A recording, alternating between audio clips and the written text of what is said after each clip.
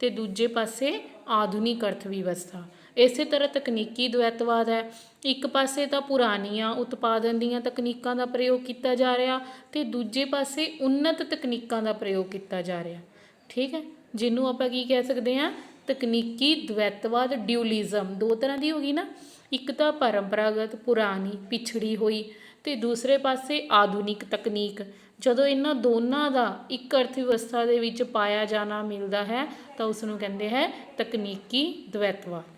द्वैतवाद ਉਹ ਸਥਿਤੀ ਹੈ ਜਿਸ ਵਿੱਚ ਉਤਪਾਦਕ ਰੁਜ਼ਗਾਰ ਦੇ ਮੌਕੇ ਪ੍ਰਭਾਵਪੂਰਨ ਮੰਗ ਵਿੱਚ ਕਮੀ ਹੋਣ ਦੇ ਕਾਰਨ ਸੀਮਿਤ ਨਹੀਂ ਹੁੰਦੇ।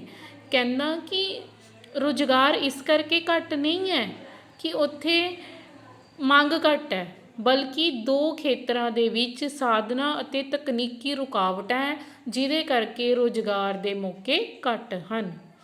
द्वैतवाद ਦੀ ਸਥਿਤੀ ਕਿਹੜੀ ਹੈ ਕਿ ਕਹਿੰਦਾ ਜੇ ਅਸੀਂ ਰੁਜ਼ਗਾਰ ਦੇ ਮੌਕਿਆਂ ਦੀ ਗੱਲ ਕਰੀਏ ਤਾਂ ਇਸ ਕਰਕੇ ਨਹੀਂ ਘੱਟ ਕਿ ਪ੍ਰਭਾਵਪੂਰਨ ਮੰਗ ਘੱਟ ਹੈ, ਬਲਕਿ ਇਸ ਲਈ ਘੱਟ ਹੈ ਕਿ ਦੋਨਾਂ ਖੇਤਰਾਂ ਵਿੱਚ ਤਕਨੀਕੀ ਰੁਕਾਵਟਾਂ ਪਾਈਆਂ ਜਾਂਦੀਆਂ ਹਨ। ਇਹਦੀਆਂ ਵਿਸ਼ੇਸ਼ਤਾਵਾਂ ਦੇਖੋ। ਫਸਟ ਹੈ ਇਸ ਖੇਤਰ ਦਾ ਪ੍ਰਮੁੱਖ ਕਾਰੋਬਾਰ ਕੀ ਹੈ। ਪਹਿਲਾਂ ਆਪਾਂ द्वैतवाद ਦੇ ਵਿਸ਼ੇਸ਼ਤਾਵਾਂ ਪੜ੍ਹਾਂਗੇ। ਪਹਿਲਾਂ ਆਪਾਂ ਪਰੰਪਰਾਗਤ ਖੇਤਰ ਪੜ੍ਹਾਂਗੇ, ਫਿਰ ਆਪਾਂ ਆਧੁਨਿਕ ਖੇਤਰ ਪੜ੍ਹਾਂਗੇ। परंपरागत खेत्र किहड़ा है, ये मुख्य कारोबार खेती है, हथ कला, कुटीर ते लघु उद्योग। ठीक है, तो सैकेंड की है कहते भिन्न भिन्न तरह दी तकनीकां अते मजदूरी अते भिन्न भिन्न संजोगां राहीं इहदे विच काम किया जाता है। थर्ड इस खेत्र विच पूंजी की तुलना विच मजदूर ज़्यादा पाए जाते हैं। पूंजी की तुलना विच मजदूर ज़्यादा पाए जाते हैं तो उत्पादन प्रक्रिया उत्पादन की किरत प्रधान तकनीक है। नैक्सट आ गए आधुनिक खेत्र दीयां विशेषतावां। पहला आपां परंपरागत दीयां पढ़ियां।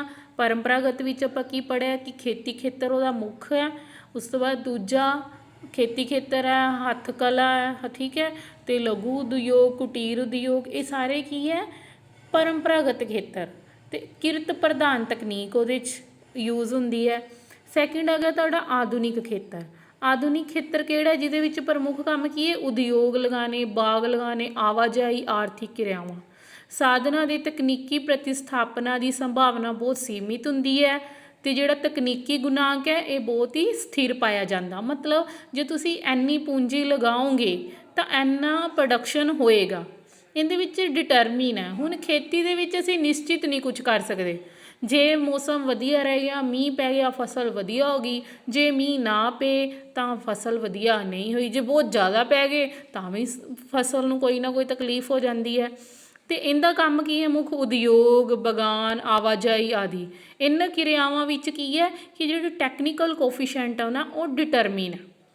आधुनिक खेत्र विच मजदूरी की तुलना विच पूंजी ज़्यादा मात्रा विच पाई जाती है।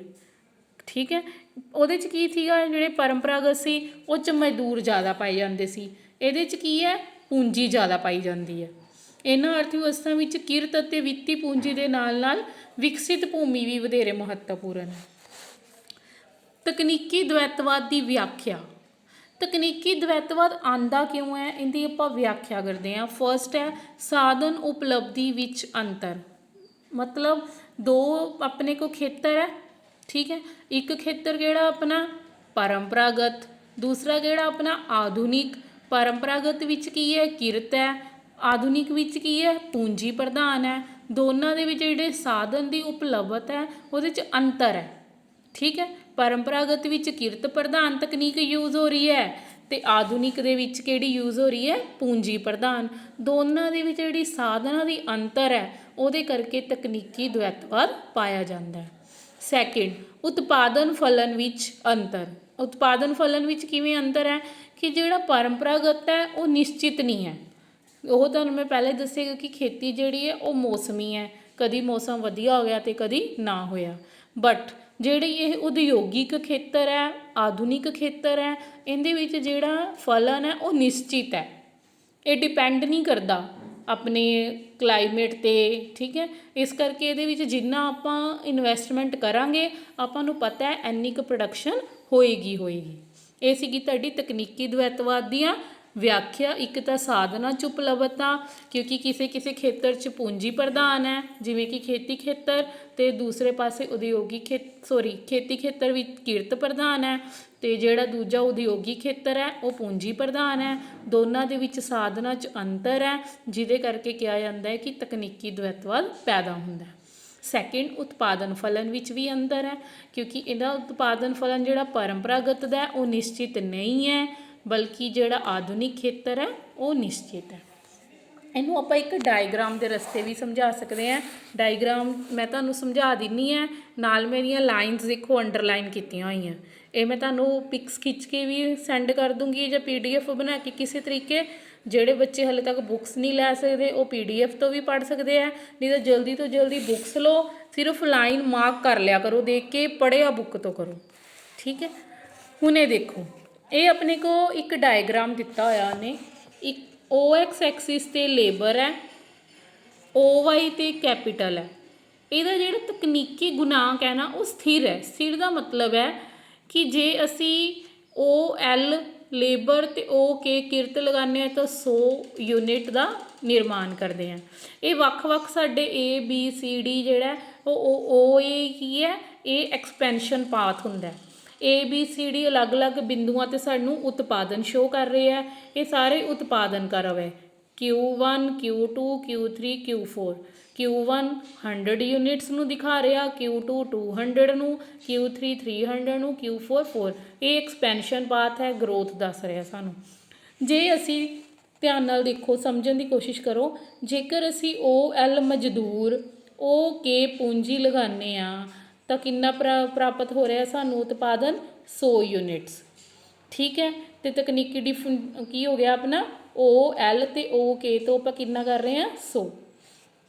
ਜੇ ਇਸੇ ਪੁਆਇੰਟ 'ਤੇ ਆਪਾਂ ਦੇਖੀਏ ਕਿ ਅਸੀਂ ਜੇਕਰ 200 'ਤੇ ਜਾਣਾ ਚਾਹੁੰਦੇ ਹਾਂ, ਠੀਕ ਹੈ, 200 'ਤੇ ਜਾਣਾ ਚਾਹੁੰਦੇ ਹਾਂ, 200 'ਤੇ ਜਾਣ ਲਈ ਸਾਨੂੰ ਆਹ ਦੇਖੋ 200 ਵਾਲਾ ਫਿਰ ਇੱਧਰ ਨੂੰ ਆਏਗਾ, ਕੈਪੀਟਲ ਵੀ ਵਧਾਉਣੀ ਪਏਗੀ ਅਤੇ ਲੇਬਰ ਵੀ ਵਧਾਉਣੀ ਪਏਗੀ, ਆਹ ਕੈਪੀਟਲ, ਠੀਕ ਹੈ, ਤਾਂ ਅਸੀਂ 200 'ਤੇ ਜਾ ਸਕਦੇ ਹਾਂ। ਬਟ ਜੇ ਇੱਕ ਹੋਰ ਕੰਡੀਸ਼ਨ 'ਤੇ ਆਪਾਂ ਦਿਖਾਉਂਦੇ ਹਾਂ ਕਿ ਅਸੀਂ ਲੇਬਰ ਵਧਾਤੀ, ਲੇਬਰ ਜਿਹੜੀ ਸੀ OL ਤੋਂ L1 ਕਰਤੀ, ਪਰ ਕੈਪੀਟਲ ਅਸੀਂ OK ਹੀ ਰੱਖੀ, ਉਤਪਾਦਨ ਹੁਣ ਵੀ ਕਿੰਨਾ ਹੋਏਗਾ? 100।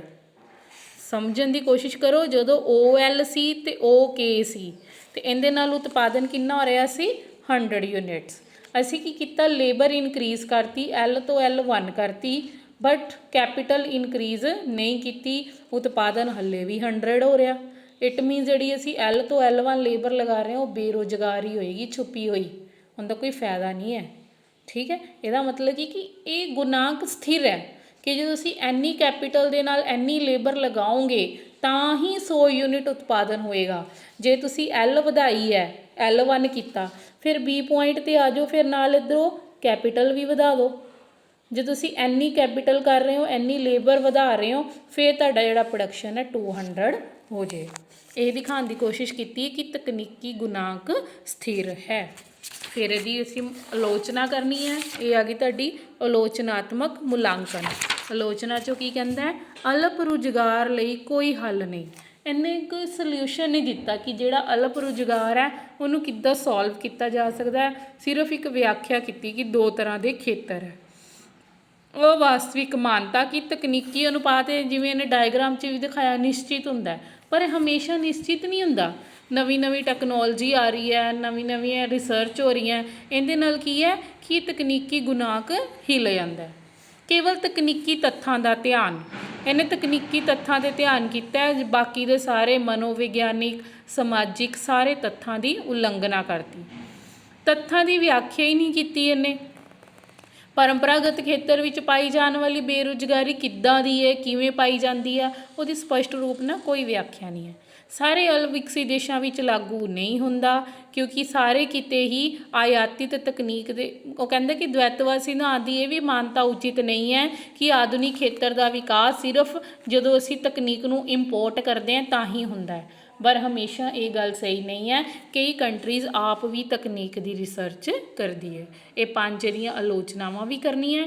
ਇਹ ਤੁਹਾਡਾ ਹੋ ਗਿਆ ਟੈਕਨੀਕਲ ਡਿਊਲਿਜ਼ਮ। 2 ਕੁਐਸਚਨ ਬਣ ਗਏ। ਇੱਕ ਸਮਾਜਿਕ ਡਿਊਲਿਜ਼ਮ, ਸਮਾਜਿਕ ਦਵੈਤਵਾਦ, ਤਕਨੀਕੀ ਦਵੈਤਵਾਦ।